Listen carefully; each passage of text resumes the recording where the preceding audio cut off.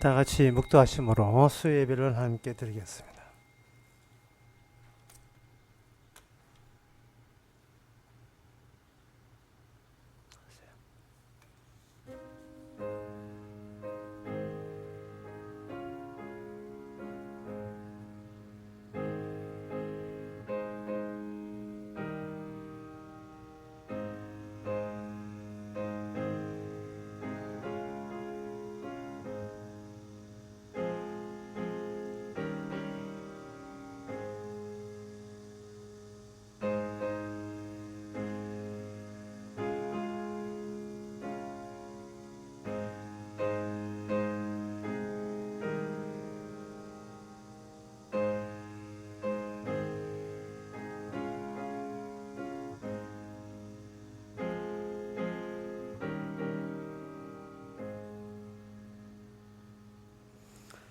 감사로 하나님께 제사를 드리며 지극히 높으신 자에게 내 선을 갚으며 환난 날에 나를 부르라. 내가 너를 건지리라.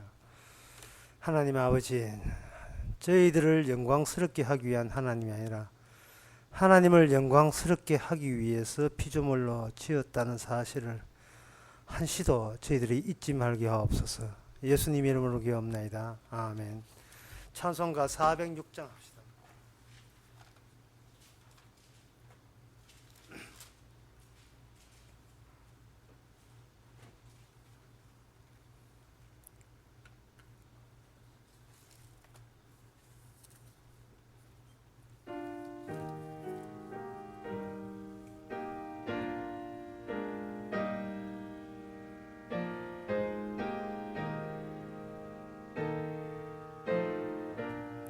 내 맘이 낙심되며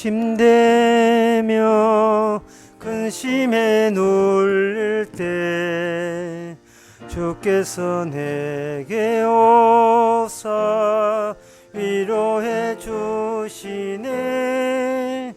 가는 길 캄캄하고 괴로움 많으나 주께서 함께하며 내 짐을 지시네. 그네가 내게 족하네. 그네가 족하네. 이 괴로운 세상 나 지날 때 그네가 족하네. 희망이 사라지고 친구 날 버릴 때 주 내게 속삭이며 새 희망 주시네. 싸움이 맹렬하여 두려워 떨 때에 승리의 왕이 되신 주 음성 들리네. 그네가 내게 족하네. 그네가 족하네. 이 괴로운 세상 나 지날 때 그네가 족하네. 번민이 사랑하고 눈물이 흐를 때 주 나의 곁에 오사 용기를 주시네. 환난이 닥쳐와서 슬픔에 잠길 때 주님의 능력 입어 원수를 이기네. 그네가 내게 족하네. 그네가 족하네. 이 괴로운 세상 나 지날 때 그네가 족하네. 이 시간 우리 한 마음으로 기도합시다. 우리가 하나님을 상대할 때는 우리가 일체의 속임수를 써서는 안 됩니다. 하나님은 우리를 중심을 보시고 우리의 속을 보시고 우리의 마음을 보시기 때문에 하나님 앞에 우리가 대할 때는 항상 솔직하게 하는 것이 그냥 하나님을 높이는 영광스러운 일이 됨을 잊지 말고 하나님 앞에 다 솔직하게 내놓는 그런 하나님이 계심을 우리가 도리어 감사하는 마음으로 기도합시다.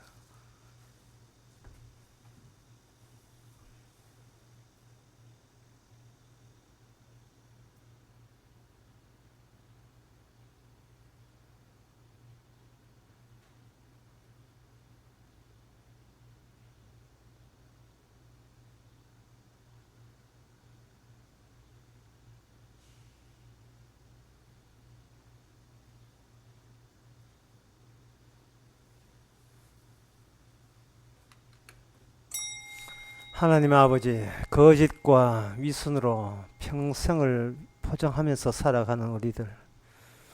그러나 십자가 지신 그 십자가 앞에서 우리는 아무것도 가리지 않고 다 털어놓습니다. 주여, 우리가 주님 앞에 죄인입니다는 그 고백, 죄를 부르셨다는 그 주님의 약속과 합치되게 하여 주시옵소서. 예수님의 이름으로 기도합나이다. 아멘.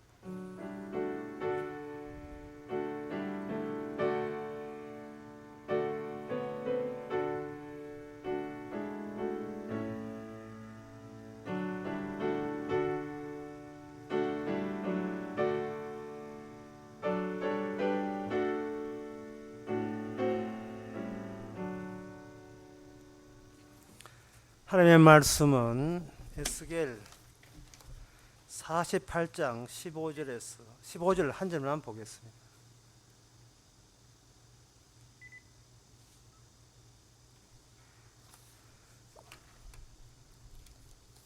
구약 성경 1229페이지입니다.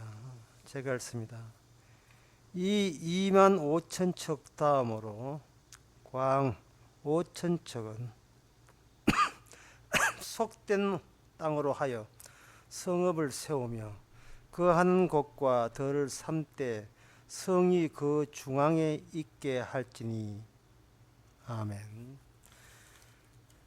하나님께서 이렇게 에스겔 마지막을 통해서 성전도 만드시고 그리고 그 성전을 중앙에 두고 그 중앙에 있는 땅은 왕의 땅, 거룩한 제사장이 되게 하고 그 다음에 그 옆에서 점차 약간 곁에 있으면서 그 옆에 약간 멀어져 있는 곳이 오늘 본문에 나오는 속된 땅이라고 이렇게 언급되어 있습니다.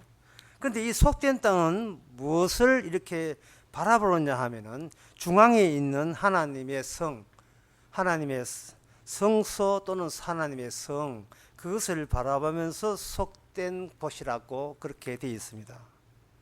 그러면 이 속된 곳이라 하는 것은 무엇을 드러내기 위함이냐 하면은 속된 곳이 있다는 말은 대조적으로 거룩한 곳이 있다는 말입니다. 거룩한 곳. 더 나아가서 그 거룩한 곳에 있는 중앙에 있는 중앙 부분의 혜택으로 우리 속된 것도 하나님께서 새로 창조한 땅에서 살게 되었습니다. 이러한 고백을, 이러한 모습을 그런 정렬 또는 배정을 이렇게 받는 거예요. 이것은 바로 에덴 동산에서 흐르는 그 강이 중앙에 있는 두 개의 나무에서 나와서 에덴 동산의 네 가지 강을 적시면서 에덴 동산에서 즐겁게 인간들이 살도록 하는 조치와 같습니다. 그런데 이러한 그 에스겔의 이야기가 목사님, 이게 실제적으로 이런 지역이 구체적인 지정된 자리가 실제로 있는 겁니까? 이렇게 물으신다면 저는 이렇게 이야기하고 있습니다. 동터는 지역이라 이렇게 저는 표현하고 싶습니다. 동터는 지역이라 하는 것은 여기 분명히 어두움이고 밤인데 동터는 지역의 특징은 밤에 잠겨 있으면서도 저 여명이 희미하게나마 햇빛이 비치는 여명이 보이는 그 지역, 그게 동터는 지역이 되겠죠. 구약에서 신약으로 넘어오면서 에스겔에 나오는 이러한 지역과 그리고 치수, 정해진 성전의 모든 구조, 설계, 도면 그 치수는 이 어두운 지역에서 사람들이 통용하던 그러한 기호요, 언어요, 단어요, 개념들입니다. 어두움에 속한 단어들로 이렇게 배정을 해놨는데, 이제 동이 트게 된다는 말은 어두움에 빛이 비친다는 겁니다. 빛이 비춰버리면 어두움에서 사용하는 그 단어와 개념은 자신의 역할을 다 한 겁니다. 역할을 다 한 거예요. 동터는 지역에서, 다시 말해서 구약에서 신약으로 넘어가는, 그것도 구약의 마지막 이스라엘이 멸망되고 난 뒤에 과도기 신약으로 넘어오는 어둠과 빛의 중간 경계 지역에 있는 이러한 단어들과 그 말씀 속에서 우리는 장차 올 천국의 구조와 원리와 법칙과 원칙을 뽑아내면 되는 거예요. 그러면 되는 겁니다. 다시 말씀드리겠습니다. 구약의 용어들은 이게 어둠에 속한 인간들의 단어입니다. 그런데 이것이 어둠에 속했거든요. 요한복음 1장의 말씀처럼 빛이 비춤에 어둠이 깨닫지 못하더라 되어 있어요. 이제 인간들끼리 아무리 뭘 해도 어둠이에요. 빛이라 하는 것은 외부에서 동이 트듯이 외부에서 나타나야 돼요. 여러분 이 장면에서는 여러분 뭘 생각하시면 되느냐 하면은 시베리아 벌판에 동 트는 거 생각하시면 되고, 미국의 저 켄터키주에 안 가봤지만 켄터키주의 저 벌판에 해 뜨는 장면을 생각하시면 되겠습니다. 좀 늦게 오셨는데 늦게 오시면 다시 해드리겠습니다. 에스겔은 구약에 속하고 예수님은 신약에 속합니다.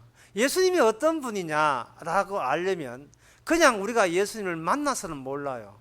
구약을 통해서 알아야 됩니다. 그런데 구약은 어둠에 속하고 신약은 빛에 속해요. 요한복음 1장에 보면 빛이 어둠에 비추며 깨닫지 못했으니까 예수님 입장에서 볼 때 오기 전에 모든 인간 세계는 어둠이 되는 겁니다. 그런데 요 에스겔에 나오는 오늘 본문 에스겔 48장의 성전의 구조나 땅의 구조, 위치, 이거는 어두움 세계에서 통용되는 단어들이 여기 옛날 되어 있습니다. 그래서 우리는 어두움이네, 볼 거 없어, 옛날 이야기인데 그렇게 하지 말고 여기서 그들의 배열과 구조를 통해서 장차 빛으로 오실 그분의 말씀에 있는 천국의 구조와 원칙과 그 규칙을 여기서 뽑아내게 되면 그건 해석이 되는 겁니다. 신약과 연관된 해석, 이것을 저는 이렇게 5자로 동터는 지역이라 이렇게 여명의 지역, 막 해가 떠오르는 그런 지역, 새벽이 되려는 그런 지역. 그렇다면 이 동터는 지역에서 원칙을 끄집어 내려면 우리가 사전에 무슨 어떤 힌트라든지 그런 암시가 있어야 되지 않겠느냐, 그렇게 생각하죠.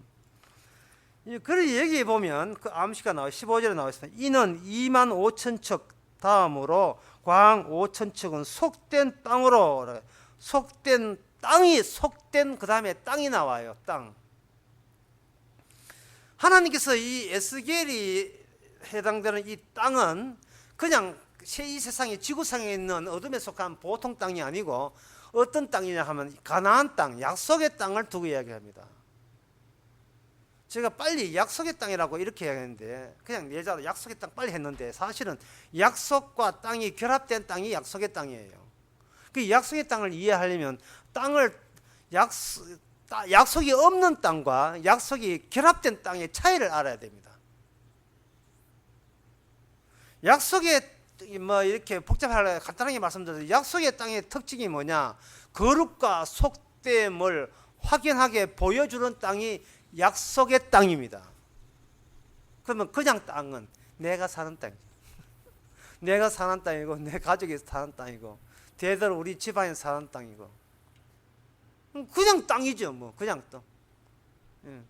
그냥 흙으로 되어 있는 땅. 뭐 거기 전부예요. 부동산 중개소에서 그 땅 내놨잖아요. 그 땅. 그 땅이에요. 처음에 아담이 에덴 동산 쫓겨나온 뒤에 있는 그 땅, 펄벅은 그걸 대지라 했는데, 중국 땅을 대지, 넓은 땅 이래 했는데, 그 대지를 말하는 겁니다. 그거 없이는 못 사는 거. 그리고 거기에서 저주가 피어나는 거.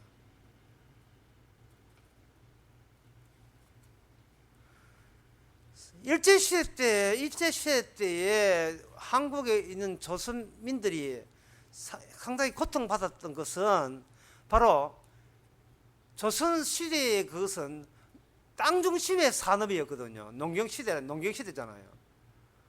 그러니까 그 땅을 일제한테 빼앗긴다는 것은 자신의 뿌리를 빼앗기는 거예요.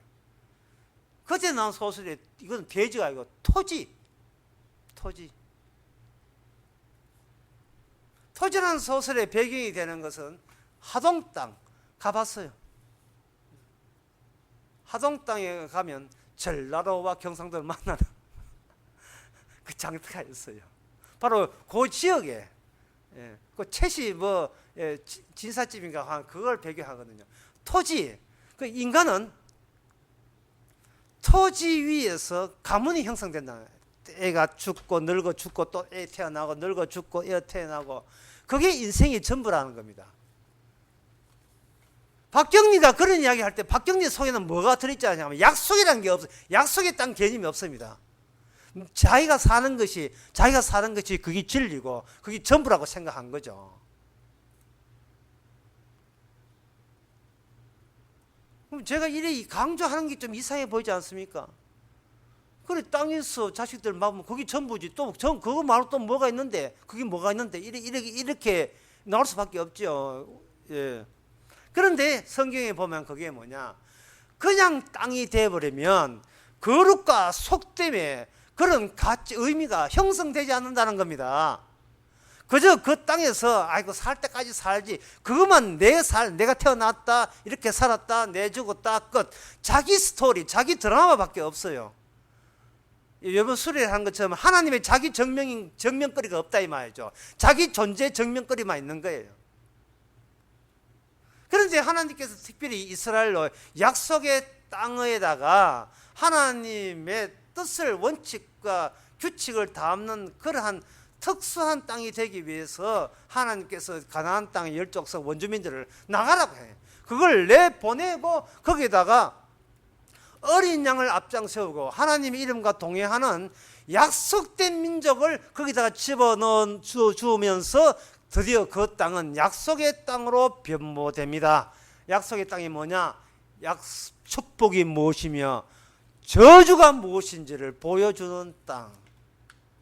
축복이 무엇이며 저주가 무엇인가를 보여주는 땅. 그래서 이번에 수련을 할 때 그 사사기를 하면서 사사기를 우리가 대하는 입장에 대해서 제가 여러 번 이야기했어요. 사사기를 볼 때 이방인은 끼들지 말고 K1 그저 레슬을 하는 사람들 하듯이 그때 동물 우리 같은 거 만들어 놓고 그 줄이 막 치고 빠고 차고 나올 때 그때 옆에서 지켜보면 된다고. 왜? 반장이 샘한테 얻어맞는 모습을 보자 이 말이죠. 우리를 대표해서 반장이 선생님한테 얻어맞는 모습을 보자 이 말. 언약이 있기 때문에 얻어맞는 거예요. 그런데 이방인들은 개 같은 인간들이 돼가지고 언약도 없어요. 없으니까 그거는 내놓은 자식이래. 저주받은 자식이라.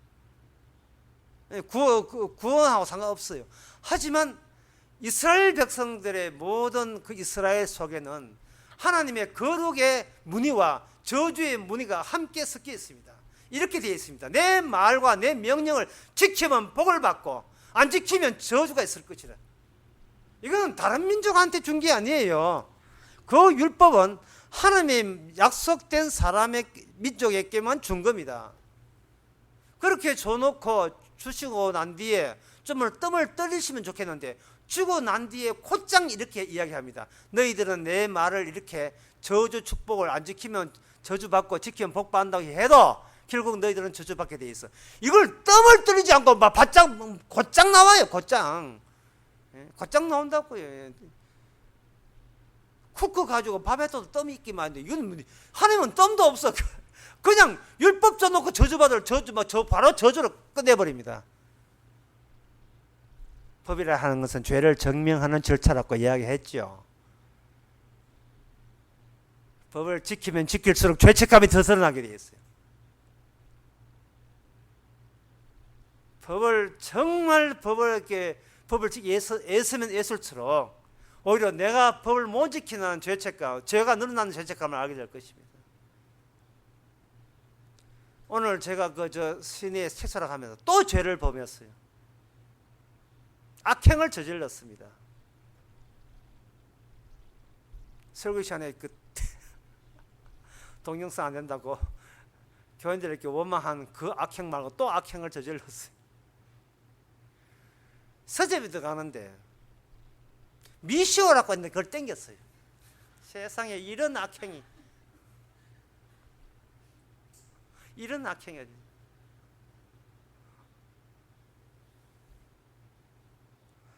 모든 매사가 법이 있기에 법에 의식하는 순간 내 하나님께서 그 법을 내한테 적용시킬 때 나로 하여금 그 법이 금지된 것을 행하게 해서 행하는 그 순간 법의 권위가 바로 법에 대한 위반을 통해서 법의 권위를 노출시키는 방법을 하나님이 사용하십니다. 율법을 준 것은 죄를 더욱더 짓게 합니다. 그 뜻이에요. 법의 가치, 권위, 법의 가치와 권위는 이게 금지한 것을 위반함으로써 비로소 그 현장에 나타납니다. 그럼 우리가 손해잖아요. 손해볼 거 하나도 없어요. 왜? 이미 에덴 동산에서 저주받은 입장인데 확인사살하는 그런 뜻이거든요. 죽인 놈 또 총사가 죽이는 것이거든요. 그런데 이미 죽은 자가 총 쐈다고 해서 해놓고 또 왜 죽이십니까? 아직 안 죽었나? 나 죽은 줄 알았는데. 감독이 에스트라 보고 화살이나 총 맞고 그냥 한 방 맞고 쓰러지세요 라고 지시를 했으면 에스트라 주제에 한 방 맞고 하고 죽어야 되는데 꼭 치려고 그냥 죽는 게 대한독립 만세. 그런 것은 그런 애드립은 할 필요 없거든요. 그냥 죽으면 되래. 그런 것은 주인공이 해야 될 건데 대한독립 만세 버뜩 일러가지고 대한독립 만세 아버지는 이렇게 죽는다면 그거 필요 없다. 그냥 죽으라고. 그냥 소리 없이 그냥 죽으라고요. 이 세상에 주인공이 누가 주인공 될 자격이 있습니까? 주인공은 이미 정해져 있어요. 예수님밖에 없습니다. 예수님도 아닌데 예수님 앞에 이게 뱉으면다 이거 짠 쫄라면 해가지고 쫄라 팬티 하나 입고 들어가지고 지가 짠 해가지고 내가 주의 종이라고 등장하여 주께서는 기가 찰 거 아닙니까? 머리 하면 비켜라 비켜. 이게 뭘 네 앞에도 그 어적거리고 가는 거냐? 너는 죽은 자야. 너는 죽은 자야. 이스라엘은 그걸 해내지를 못했습니다. 하나님이 우리로 하여금 이 땅에 살게 하는 것은 법을 위함인데 그들은 그걸 바꿨어요. 우리를 위함이라고 바꾼 겁니다. 요즘 말로 하면 말씀을 위하여 이스라엘이 있는데 그들은 이스라엘 위하여 이스라엘이 있다고 생각한 겁니다. 안티 이스라엘이에요. 우리는 말씀을 위해서 구체적으로 말씀이 육신이 된 그분을 위하여 우리가 존재하는 겁니다. 그래서 주 예수 그리스도를 믿는 자라고 되는 겁니다. 믿는 자가 되는 겁니다. 그래서 주 예수를 믿는다는 것은 주께서 나를 어떤 식으로 다루어도 이미 죽은 자이기 때문에 제가 입이 10개라도 100개라도 할 말이 없습니다 라고 나오는 거. 그런 양상이에요. 그런데 그 약속의 땅, 그렇게 성질 더러운 그 이스라엘을 가지고 하나님께서는 약속을 어떻게 이루는가? 그거는 이스라엘 백성도 육신으로 태어났기 때문에 죄가 있을 거잖아요. 인간의 아담의 죄가 물러받았죠. 그 아담의 죄를 끄집어내면서 진정한 약속도 구체적으로 어떤 인격으로 드러나는 계기로 삼는 겁니다. 그것이 하나가 바로 레위기에 나옵니다. 레위기 이야기하면서 제가 약간 살짝 걱정이 돼요. 왜냐하면 이 레위기 27장 13절부터 16절까지 이야기가 일단은 제가 읽어드리겠습니다만은 무슨 내용인지 탁 다음에 오지는 않을 거예요. 일단 읽어드리겠습니다.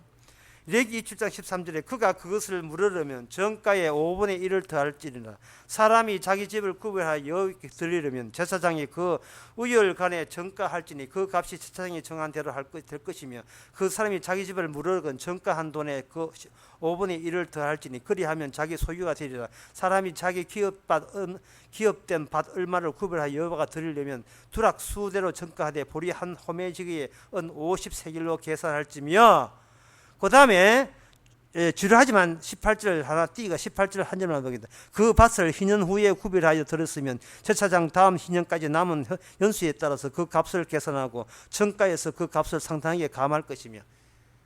야, 이게 딱 보이 알겠습니까?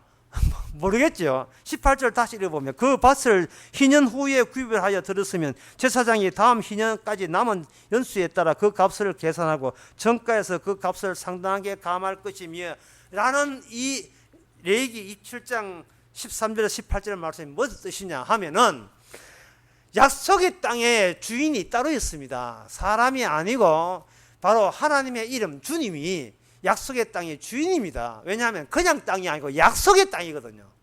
약속의 땅. 약속 때문에 하나님께서는 아주 기적적인 힘으로 원주민들을 다 추방시켜 버렸습니다.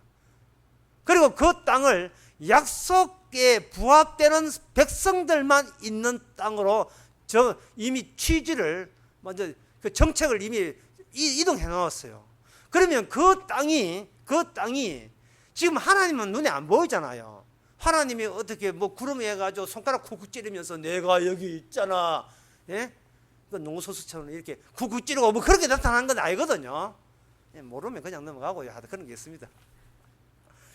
하나님이 안 보이잖아요. 안 보이는데 하나님이 주인이며 우리는 어떻게 세금을 내느냐 이 말입니다. 왠지 임대차 계약하기 때문에 하나님께 땅을 그냥 임대해가지고 그 농사 짓고 임대료는 11조로 내는 그런 원칙이다 이 말이죠. 그게 나중에 천국에 이 빛의 세계에 동터는 지역을 넘어서서 빛의 세계 오게 되면 그런 구조로 되어 있는데 그게 뭐냐 하나님의 주인이라는 것은 뭐냐면 시간으로 살아가요. 50년 희년이 되게 되면 모든 땅은 하나님이 원래 줬던 주인으로 다 돌려보내기가 되는 겁니다. 그런데 그 50년 기간 동안에 그 가정에 남편이 병으로 죽다든지 또는 전쟁을 하면 죽는다든지 안 그러면 이웃하고 싸우다가 죽는다든지 어쨌든 간에 그 집이 경제적으로 어려움이 왔을 때는 처음에는 땅을 팔 수밖에 없고 그래도 빚이 졌으면 그 다음에 자기 몸을 팔고 딸을 팔고 아들을 팔고 노예로 팔려야 돼요.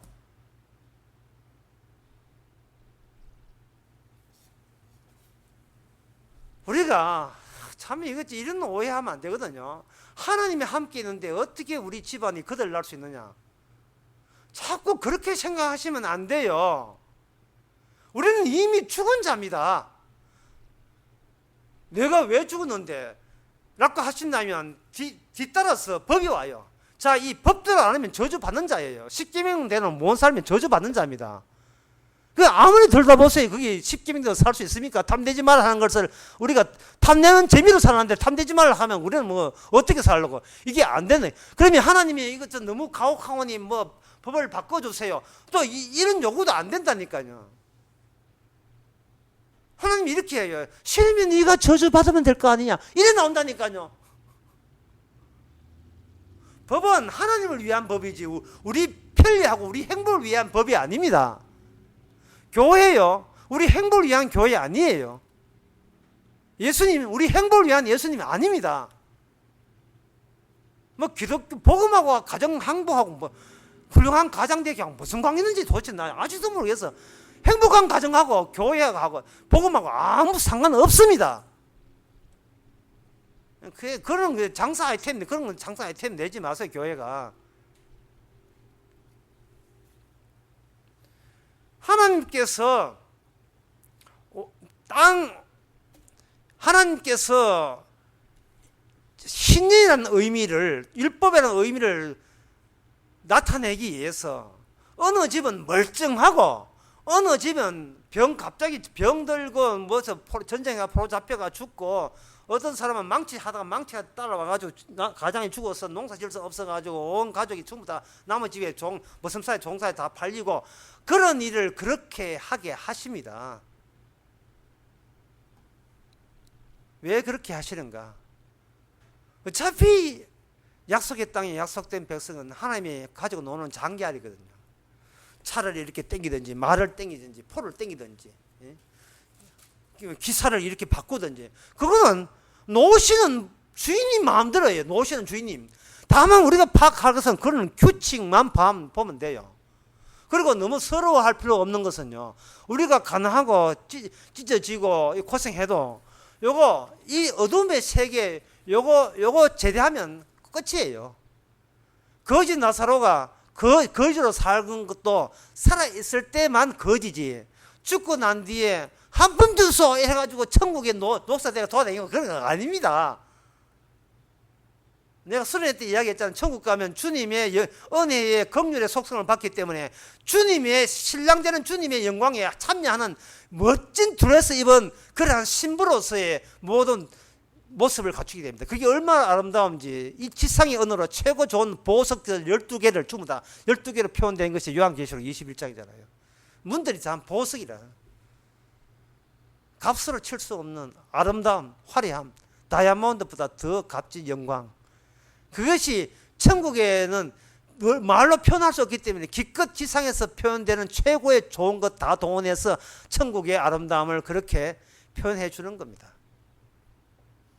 예수님의 영광, 이건 엄청나요. 보면 요한계시록 1장에 보면 예수님 영광 나오지요. 평소에 예수님하고 잘 알던 사도 요한도 막상 영광된 주님 앞에서는 엎드려서 죽은 자 같이 되었습니다. 입에서는 칼날이 나오고 목소리는 해운대 물소리, 해운대 해수욕장 물소리 나오고 도대체 너무 엄청나서 감당이 안 되니까 죽은 자 됐어요. 요한아, 고기를 덜라. 내가 너한테 계시를 내리라. 옛날 봤던 그 예수님이 아니었습니다.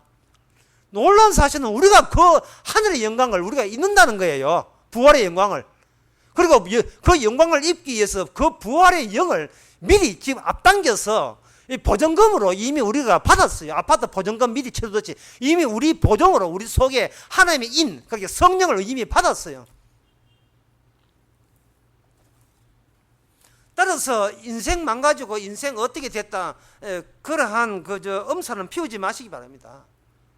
어차피 교육, 이 감옥소 같은 지옥에서 살면서, 지옥 자체가 감옥이니까 살면서 죄수비 입고 설치하지 왜 합니까? 주여 기도하오니 제발 32도 되게 하옵소서. 그런 기도하지 마세요.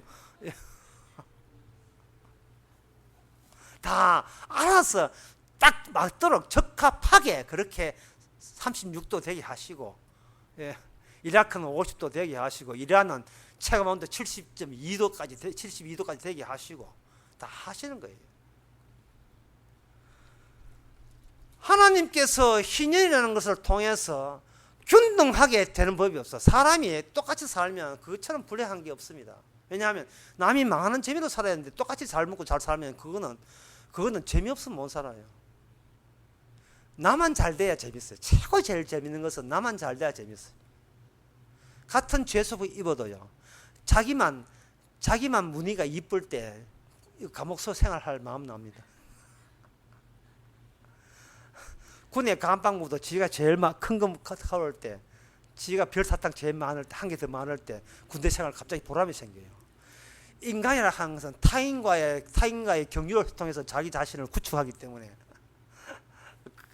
그런 소꿉 노력하죠. 일본말로 빵깨 산다 하는데 그런 소꿉 노력하는 시기예요.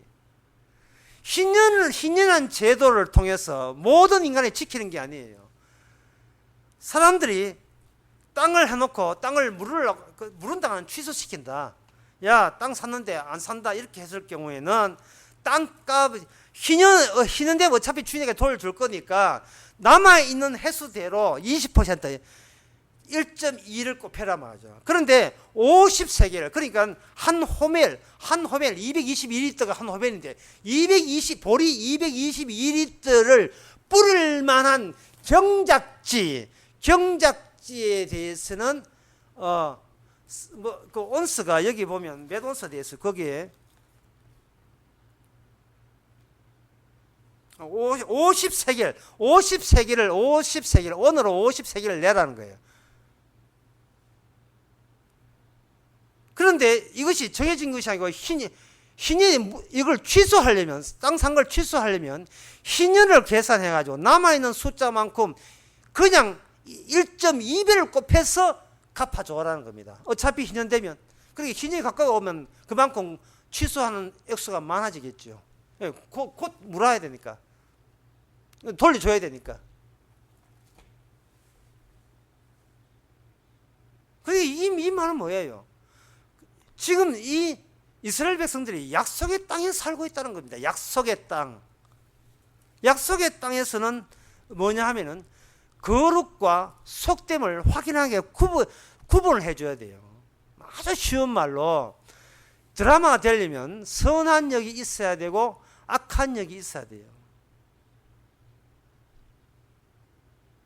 그 한국 아줌마들 아침에 드라마 많이 보는데 그저도 나도 하나 포함 시키지는 마세요. 가끔 보니까 보면 아침 드라마에 나왔던 배우가 전에는 악역 나왔는데 이번에는 또 착한 역으로 나와요. 그래서 우리 집 사람은 안 봐요. 아침 저거 전에 악한 역 나왔지 이번 착한 역 안 본다. 기분 나빠합니다. 왜냐하면 전에 악했던 몬땡기 인상이 남아있는데 그것도 웃으면서 착한 걸로 막 아주 순박한 걸로 약한 점 나오니까 그 이중성이 꼴보기 싫어가지고.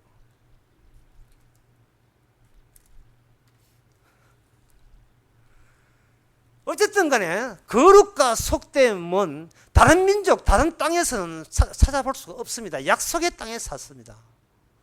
그러면 저기 지금까지 이야기하면 그럼 목사님 어차피 약속의 땅에서 거룩이 있든 축복이 저주가 있든 간에 그건 옛날 이야기고 옛날 지역적인 땅의 지정적인 문제였잖아요. 지금은 신약 시대니까 이건 에스겔은 옛날 이야기 아닙니까? 라고 한다면 저는 이렇게 말씀드리고 싶습니다. 인간의 그의 믿음은요, 그 사람의 평소의 행동에 대한 규칙으로서 그게 표현되게 되어 있습니다. 이게 구약에서는 어떤 정해진 땅을 가지고 돈 내고 안 내고 그걸로 되어 있죠. 신약에서는 이 땅이 인간의 영혼과 정신 전체가 다 퍼졌어요. 네가 믿냐? 믿으면 네 행동 가운데 그런 믿음의 규칙이 나와야지. 패턴이 나와요. 믿음의 패턴이 나와야 돼요. 패턴이. 일관된 형태가 나와야 돼요. 어떤 행동에 행동은 다양해도 그 다양성에서 일관되어 있는 믿음의 원칙, 천국의 원칙이 나와줘야 돼요. 그러면 그것은 그 사람의 행동하는 그 모든 것이 구약적, 동트기 전에 있는 구약적 약속의 땅에 해당됩니다. 땅이 영혼이 된 거죠. 신약에서는. 구약의 지역적 땅이 신약이 되면 그 사람의 성전이 되고 영혼이 되고 마음이 되는 겁니다. 그래서 육체로 할례하는 것은 소용없고 마음으로 할례를 행하라. 이 확장이 영역이요. 우리 마음까지 확장이 된 겁니다. 마음까지 확장이 되면서 어느 땅에 있느냐는 관계없어요. 그러면 그것을 믿음의 원칙과 믿음의 원칙을 어떻게 구분합니까? 자, 이게 이제 마지막 남은 건데, 그러면 내가 믿음의 원칙이다, 아니야 믿음 아니야를 어떻게 구분합니까? 거기에 대한 시온에 이렇습니다. 여러분, 남 놓고 기억지 않은 것은 불가능해요. 남 놓고 기억지 않은 것. 혜리 씨, 기억이 뭔지 알아요? 기억. 남 놓고 기억자. 한글로 이걸 기억이라고 해요, 기억. 예. 남 놓고 아무리 해도 기억을 알지 못하게 되어 있습니다. 왜냐하면 낯은 낯으로 보이기 때문에. 그러면 낯 놓고 기억자를 아는 사람은 어떤 사람이냐 하면 이미 기억을 알고 있는 사람은 낯과 비교해서 낯 놓고 기억자를 알게 되어 있습니다. 그런데 생각해 보세요. 기억을 아는데 낯이 왜 필요하죠?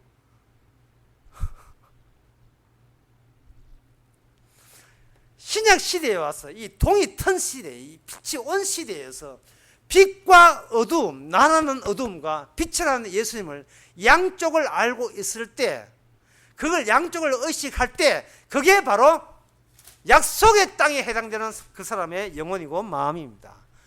기억과 낯을 양쪽을 다 알고 있는 거예요. 신약 성경 보고 구원받을 생각하지 마세요. 이미 성령을 받은 사람으로서 성경을 보아야 성경이 보입니다. 예수를 믿는다는 것은 나쁜 말은 아니에요. 하지만 예수를 믿는다 해서 믿어지는 게 아니고 이미 예수를 믿기 때문에 믿는다는 후발적인 고백이 나왔을 뿐이에요. 그래서 예수를 믿지 말라 하는 거예요. 왜? 예수 믿는 순간 예수 믿는다는 그 발언 자체가 의미가 없다니까요. 이미 기억이라는 것이 안 이상은 낯을 대는 것은 의미 없는 이야기예요.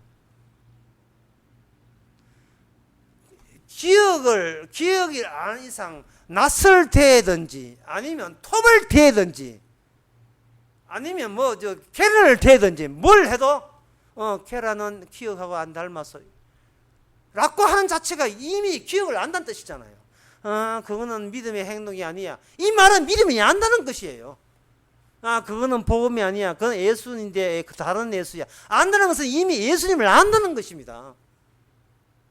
그것은 사도행전에 보면 이방인들도 성령의 세례로 알게 돼 있어요. 성령의 세례로. 성령을 세례를 받으면 이미 주님을 알게 돼 있습니다. 이미 알기 때문에 성령 세례와 동시에 주님을 이미 알게 돼 있어요. 그럼 성령 세례를 받으면 되는데 왜 또 세상에 나와서 뭘 또 해야 되느냐? 바로 증거하라고. 주님과 주님의 복음이 아닌 것을 증거하는 그것을 안다는 것은 이 성도 속에 뭐냐? 무엇이 속된 것이며 무엇이 축복된 것인 것을 동시에 다 알고 있다는 겁니다. 그러니까 그 사람이 바로 에스겔 48장 15절에 나오는 해당되는 사람이에요. 속된 것은 거룩한 것을 바라보면서 그 근처에 속된 것이 있는데, 그 교변은 2.5km 이렇게 광 5,000층이니까 2.5km 있다면, 그 당시 어두움에 속한 지리적인 단어를 개념을 사용한다면 2.5km의 그런 장방령의 땅이다 되지만, 이것이 동이 터가지고 신약시에 우리 마음에 와버리면 십자가 복음을 가리고 십자가 복음을 가리기 위해서 행함을 말도 잘 해야 돼요. 또 십자가를 복음을 또 드러내기 위해서 행한다 하는 그런 소리이기 때문에 십자가 복음에다가 거기에다가 행함으로 십자가 복음을 가리는 그 모든 것이 그게 저주받을 짓인 것을 란 사실을 증거하는 사람이 될 수 있어요. 그걸 어떻게 증거합니까? 성도 본인이 매일같이 그렇게 살기 때문에. 어떻게? 성도의 생활이 이 자기 인생 끝날 때까지 십자가 가리는 죄만 짓는 생활을 하기 때문에 내가 뭔지를 아는데 자기하고 똑같은 행동하는 저걸 모를까요? 예? 목사님, 헌금을 할 때 성령에 충만해서 감사함으로써 헌금하면 그것도 죄입니까? 그것도 죄입니다. 그게 왜 죄입니까? 내가 해봤는데 그것도 나중에 보니까 그것도 죄였습니다. 왜? 헌금한 순간 나의 시선은 내가 내 돈 낸다는 거기에 가 있었지, 그게 십자가의 죄인됨을 가려버리니까, 내가 헌금할 정도로 언제 이렇게 착한 사람 되어서 갑자기 착한 내가 십자가로 통한 진실된 나의 죄됨을 가리는 행위로 이게 드러난 겁니다. 본인이 그걸 느끼고 있으니까 다른 사람이야 똑같은 인간이니까 뻔하게 딱 보면 알죠. 시편 23편 27절에 이런 말씀 나와요. 내가 산자의 땅에 있으며 여호와의 은혜에 볼 것을 믿었다. 이게 복음입니다. 산자의 땅은 특징이 뭐냐? 은혜만 바라보는 사람. 이사야 27장 13절 내가 산자의 땅에 있으며 여호와의 은혜를 볼 것을 믿었도다. 오직 은혜입니다. 왜? 행함으로서는 죄인이기 때문에, 어떤 행함도 죄이기 때문에 그 은혜로 구원받습니다. 그러면 하나님께서 그 우리를 행하지 말지 가만 묶어두지 왜 행하게 하느냐? 우리의 모든 행위는 그래야만 주님의 은혜를 드러내기에 필요했던 절차로서 우리에게 그런 행동이 일어나야 되는 겁니다. 강도가 강도짓을 해줘야 오늘 밤에 나그네 가는 운명을 맞이해야 되는 거예요. 그동안 그 사람은 강도짓 해서 강도짓에서 또 안 잡히면 안 돼. 꼭 잡혀야 돼. 잡혀서 그것도 그냥 푼방하면 안 되고 꼭 십자가 옆에 달릴 때 그때 그 타이밍도 주님과 함께 같이 달리는 타이밍은 이 하나님이 자기에게 내려오는 예정에 의해서 그렇게 해프닝이 일어나는 사건들이었단 말이죠. 그것을 강도가 나이가 나된 것은 하나님의 은혜이기 때문에 강도가 있는 그곳, 주님이 있는 그곳이 바로 산자의 땅이 되는 겁니다. 주와 함께 있기 때문에. 거기서 강도는 은혜만 바라봅니다. 강도는 산자입니다. 왜? 산자를 바라보기 때문에 산자가 되죠. 그 산자에서 내려온 은혜, 그 은혜로만 내가 산자와 합류할 수 있다는 것을 알기 때문에 산자가 되는 겁니다. 여러분들이 거침없이 죄 지으세요.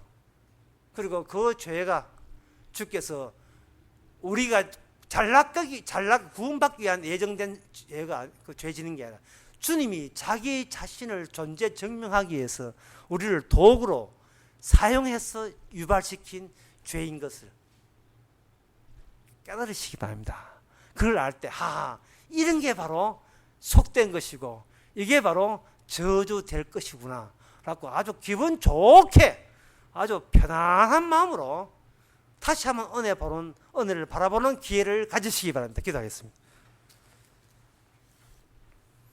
하나님 아버지, 저주가 무엇이며 구원이 무엇인가를 성령이 오니까 이제 알았습니다.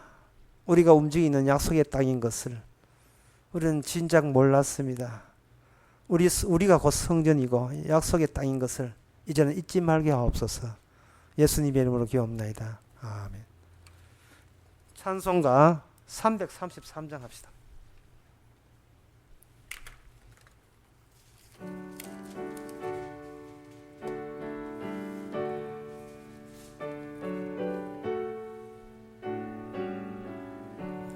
날마다 주와 벗성겨 그 크신 사랑 버리고 방탕한 길로 가다가 어머니 기도 못 잊어 나 집에 돌아갑니다.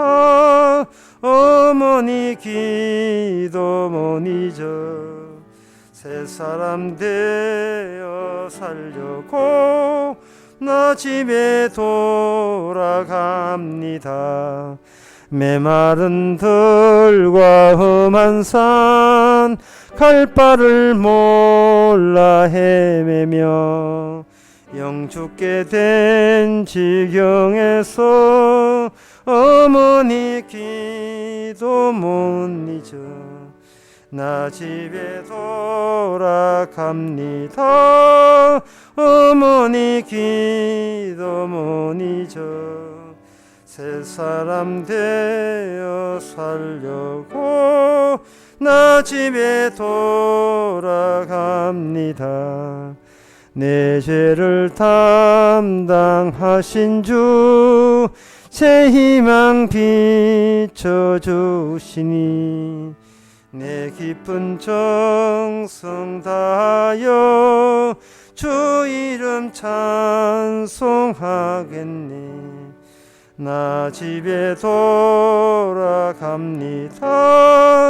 어머니 기도 못 잊어 새 사람 되어 살려고 나 집에 돌아갑니다.